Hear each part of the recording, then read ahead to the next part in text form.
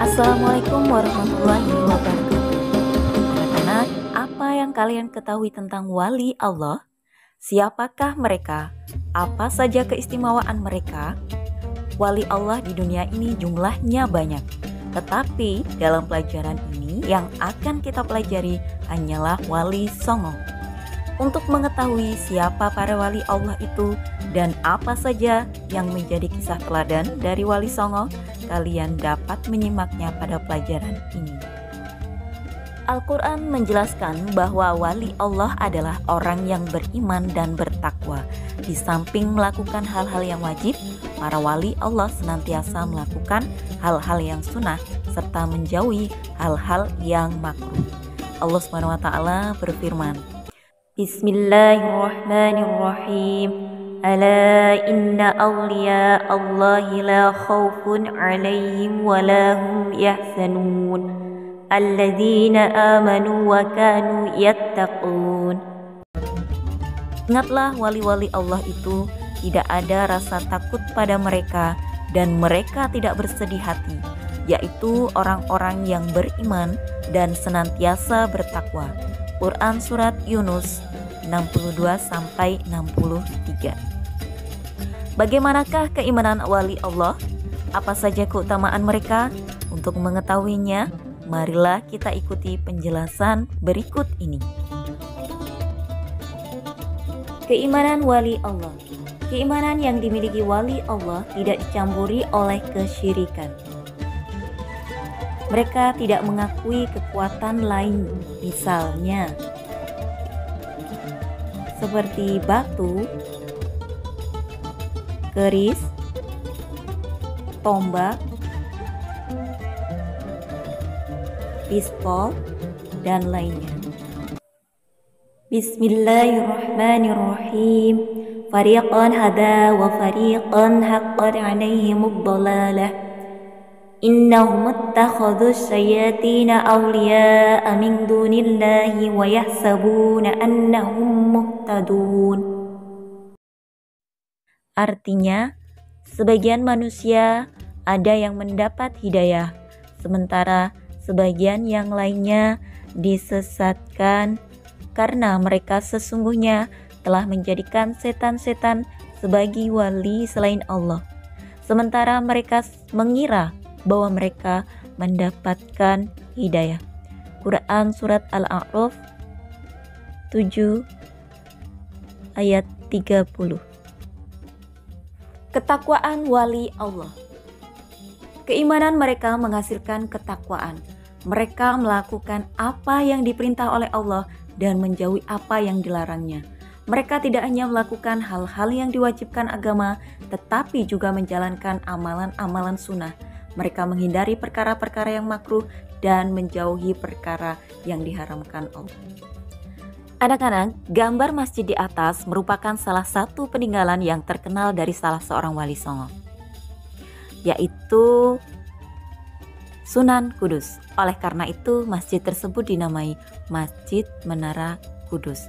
Untuk lebih mengenal tentang siapa wali Songo itu dan kisah teladan apa yang dapat diambil dari mereka, kalian dapat mempelajari penjelasan berikut ini. Untuk yang pertama yaitu Sunan Gresik atau Maulana Malik Ibrahim. Maulana Malik Ibrahim disebut juga Sunan Gresik atau Sunan Tandes. Ia lahir di Samarakan, Asia Tengah dan wafat di desa Gapura, Gresik, Jawa Timur. Kisah keteladanannya adalah semangatnya mendakwahkan Islam. Sunan Gresik banyak membela rakyat Jawa yang tertindas oleh Majapahit.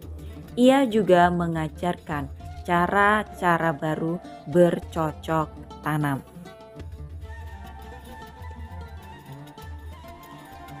Yang kedua, Sunan Ampel atau Raden Rahmat. Sunan Ampel atau Raden Rahmat dianggap sebagai sesepuh oleh para wali lainnya. Makam Sunan Ampel terletak di dekat Masjid Ampel, Surabaya. Kisah keteladanan yang menarik adalah ketika Sunan Ampel berdakwah kepada Prabu Brawijaya. Meskipun akhirnya tidak memeluk agama Islam, Prabu Brawijaya terkesan dengan ajaran agama Islam sebagai ajaran budi pekerti yang mulia. Sunan Ampel mengajarkan falsafah Moh Limo atau 5M. Yang dimaksud dengan Moh Limo adalah tidak mau melakukan 5 perbuatan tercela, yaitu moh main atau berjudi, moh ngombe mabuk-mabukan, moh maling mencuri, moh madat atau mengisap candu atau ganja, dan moh madon atau berzina. Yang ketiga, Sunan Bonang atau Maktum Ibrahim. Sunan Bonang adalah putra Sunan Ampel dan sekaligus muridnya. Ia wafat pada tahun 1525. Kisah keteladanannya adalah cara berdakwahnya yang bijak. Sunan Bonang sering menggunakan kesenian rakyat untuk menarik simpati mereka. Ia memasukkan alat musik bonang pada seperangkat alat musik gamelan. Oleh karena itu, ia dikenal dengan sebutan Sunan Bonang. Sunan Bonang juga mengubah suluk wijil dan tembang Tombo Ati.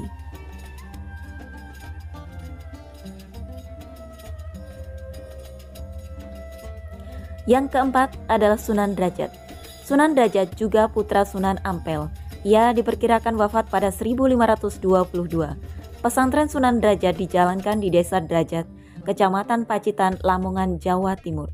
Kisah keteladanannya adalah cara dakwahnya yang menekankan keteladanan dalam hal perilaku yang terpuji, kedermawanan, kerja keras, dan peningkatan kemakmuran masyarakat sebagai pengalaman agama Islam. Sunan Derajat juga berdakwah melalui kesenian. Tembang Macapat Pungkur disebut sebagai ciptaannya.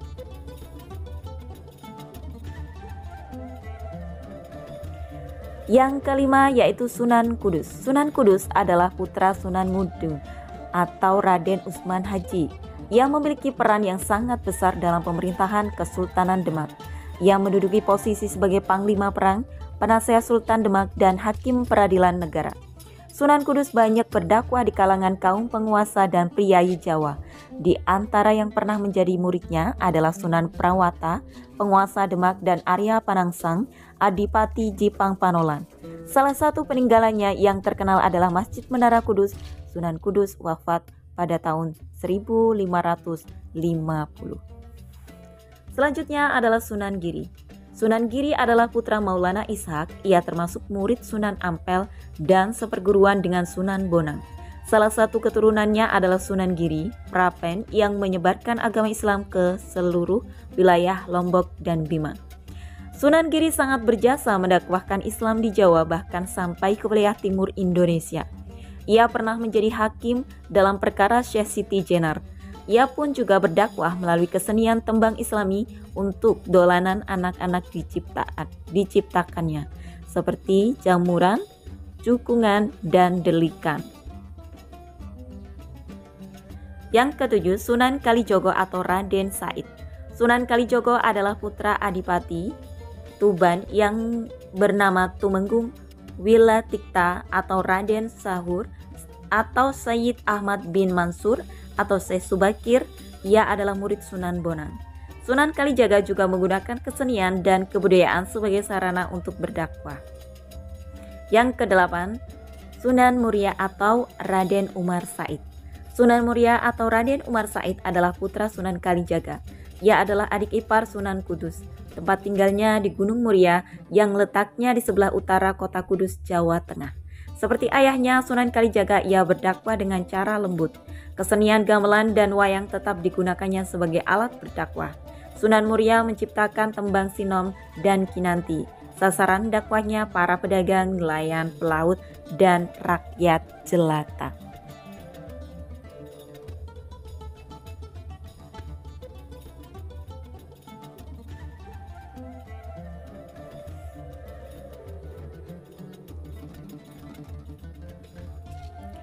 Yang kesembilan, Sunan Gunung Jati atau Syarif Hidayatullah. Sunan Gunung Jati atau Syarif Hidayatullah adalah putra Syarif Abdullah Umaduddin. Ia berjasa mengembangkan Cirebon sebagai pusat dakwah dan pemerintahannya yang kemudian menjadi Kesultanan Cirebon. Anaknya yang bernama Maulana Hasanuddin juga berhasil membangkitkan kekuasaan dan menyebarkan agama Islam di Banten sehingga kemudian menjadi Kesultanan Banten. Sunan Gunung Jati memberikan keteladanan yang baik dalam bekerja. Ia sering ikut bermusyawarah dengan para wali lainnya di Masjid Demak. Pada pembangunan Masjid Agung Sam Cipta Rasa 1480, Sunan Gunung Jati melibatkan banyak pihak, termasuk para wali lainnya dan sejumlah tenaga ahli yang dikirim oleh Raden Patah.